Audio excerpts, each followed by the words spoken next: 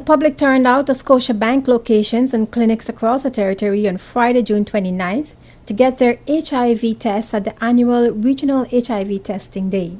Scotiabank, in partnership with the Caribbean Broadcast Media Partnership, conducted free clinics in 21 countries in the region to build awareness and interest in HIV testing. Although the numbers from Friday's testing are not yet available, latest records show a decline in the number of newly reported HIV cases in the BVI, which National AIDS Program Coordinator Noeline Levens-Clark believes is an indication that persons are becoming more aware of the virus. But she warned the figures are only reported cases as many still get their HIV tests done abroad. In 2008, we had 9 new cases, 2009, 9 new cases, 2010, 7 new cases, and 2011, 6 new cases. So far, we've had 2 cases reported for the year. Now, looking at those numbers, it appears, it seems as if our statistics are going down, but not necessarily so. These are only the cases that are reported by doctors locally. There are persons who will not go to a local doctor. They'll prefer to go abroad, and so those statistics we won't have on file. But we can only account for what is reported in the BVI.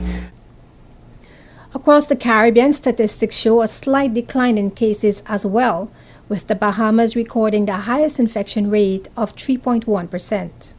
Caribbean itself is also seeing a slight decline, especially between the 2001 and the 2011 statistics. Some countries have dropped their new HIV infection rate by as much as 25%. Countries such as Bahamas still continue to maintain the highest prevalence of 3.1% of their population being infected. Countries like the Dominican Republic have seen a decline. They've gone down to 1.9%. Jamaica, 1.7%. And we do have Trinidad and Barbados lagging behind. Haiti and Dominican Republic are classified in the same category as one nation.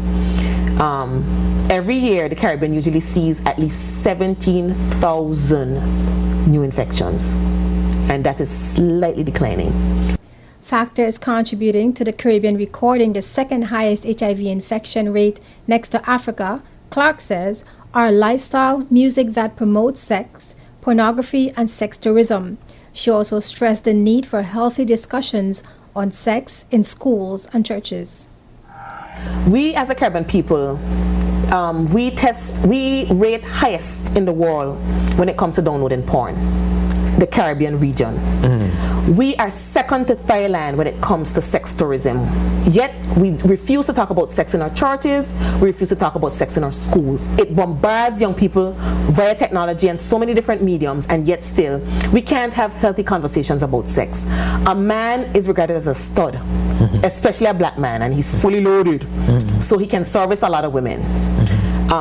Men can have sex with men, and that is fine. Whatever an individual chooses to do with their body, that's their choice.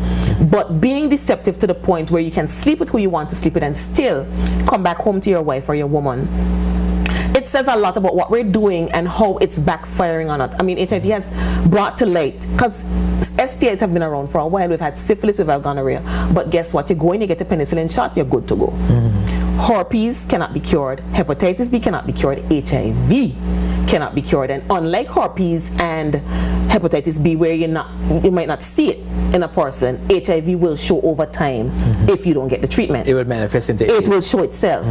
So, I mean, it has brought to light our behaviors and the need for us to talk about sex some more, talk about it in a healthy way that can build people up. HIV is now considered a chronic communicable disease because of the care and treatment available worldwide. With early treatment, persons infected or living with HIV can maintain a low virus level and improve their quality of life. The interview with the National AIDS Program Coordinator will be aired at 2:30 p.m. on Sunday right here on JTV. You can also watch this and other episodes of Spotlight on our website jtvlive.net.